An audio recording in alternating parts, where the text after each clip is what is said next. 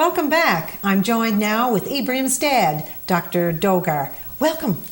Thank you very much. And it's very nice to talk to you. Same pleasure. My pleasure is mine.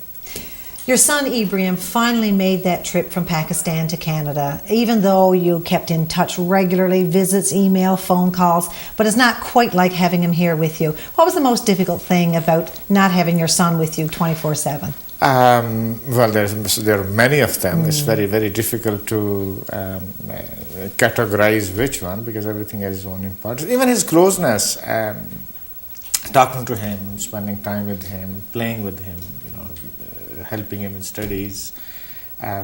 Everything has its own unique experience and it's a very pleasant one, and I feel very good. I'm sure you know that. You've never lost hope, Dr. Dogar? No. Never lost hope. Was there a fear that you had that you may never have gotten him here or would have taken much longer? At one point, actually. At one point when his visa application was rejected because we didn't have a good we didn't have the certificate of no objection from the Newfoundland government. I really, at one point I thought was to resign and give up everything and go back.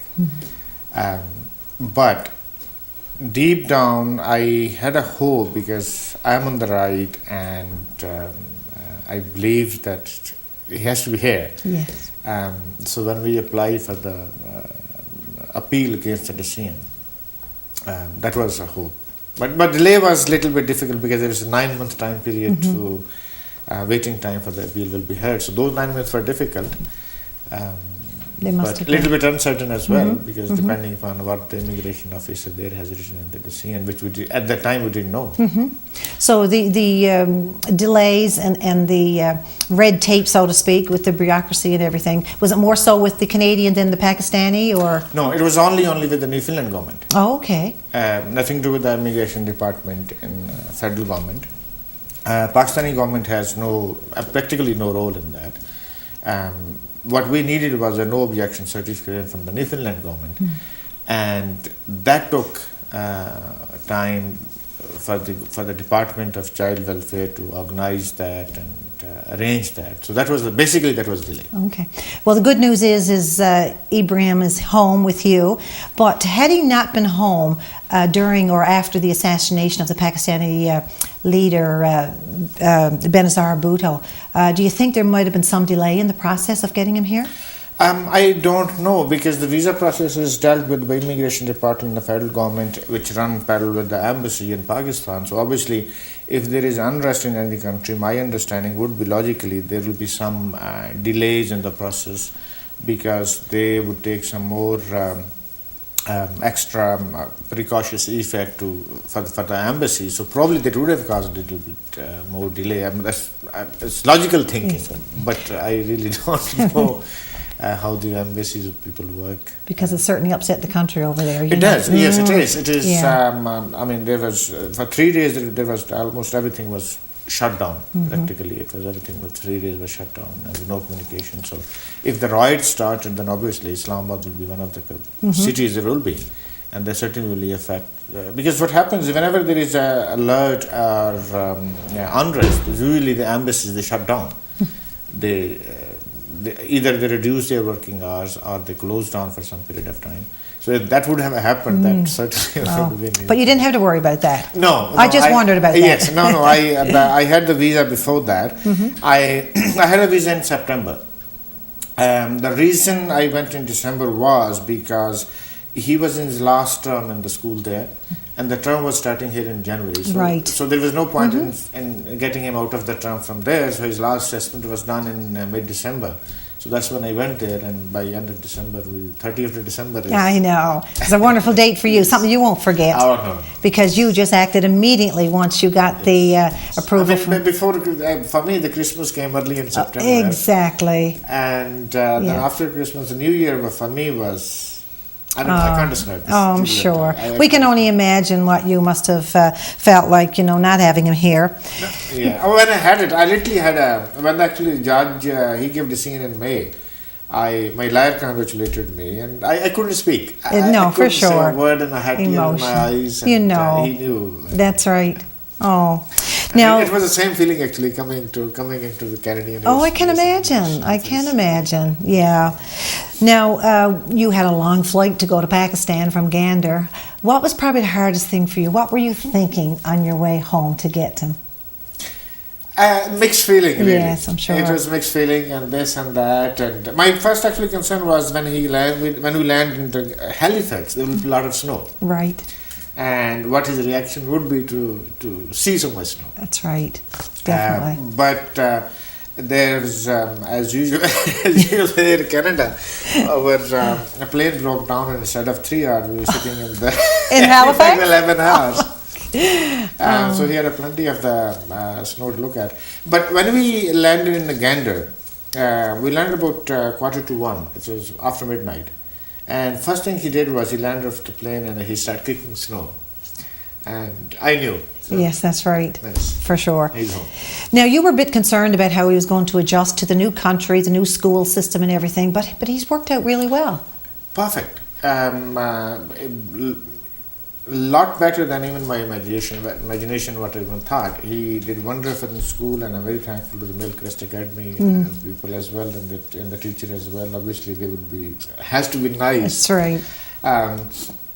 On my part, luckily he is not that shy. He's quite confident. He knows what he's doing. And the first day when we were going to school, he actually told me that, Papa, why do you need to go to school?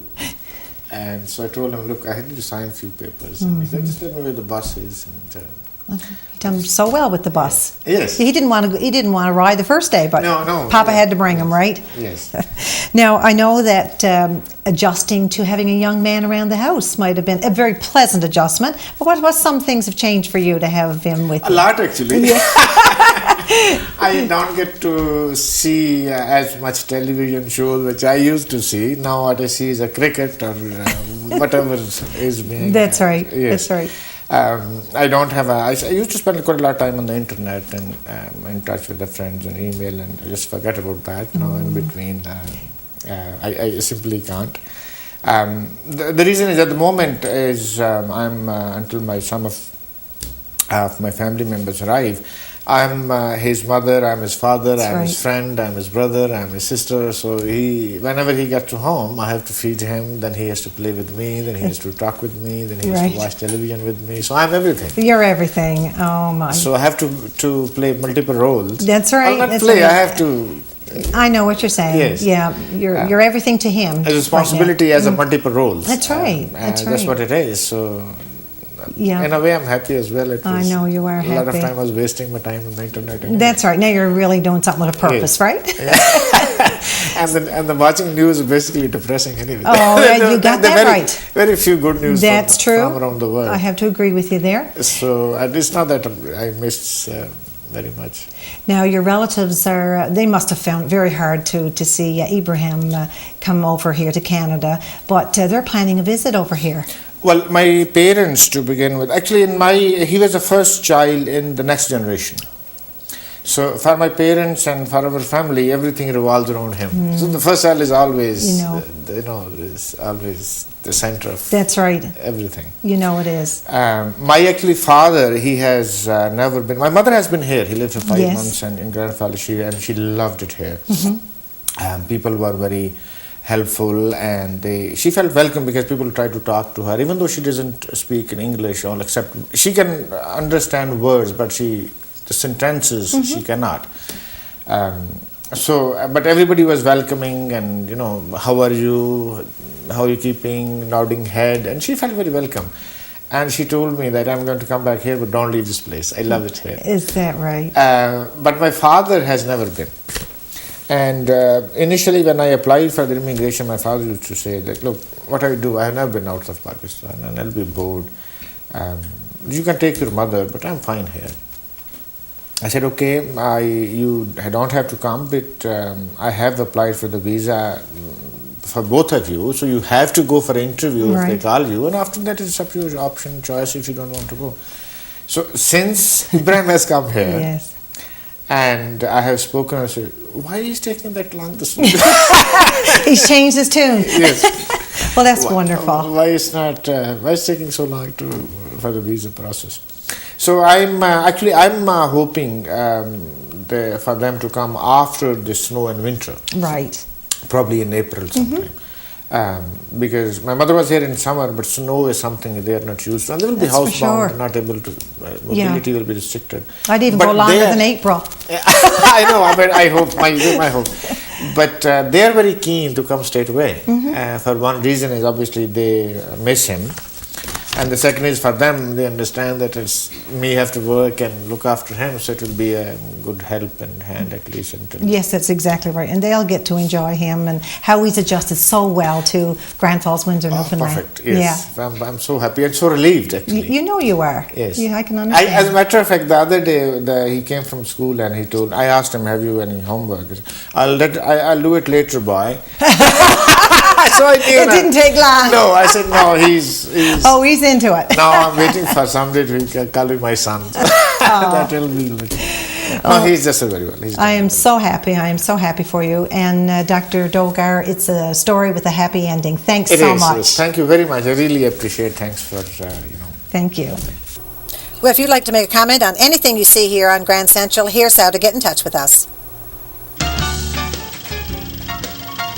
Strike up the band.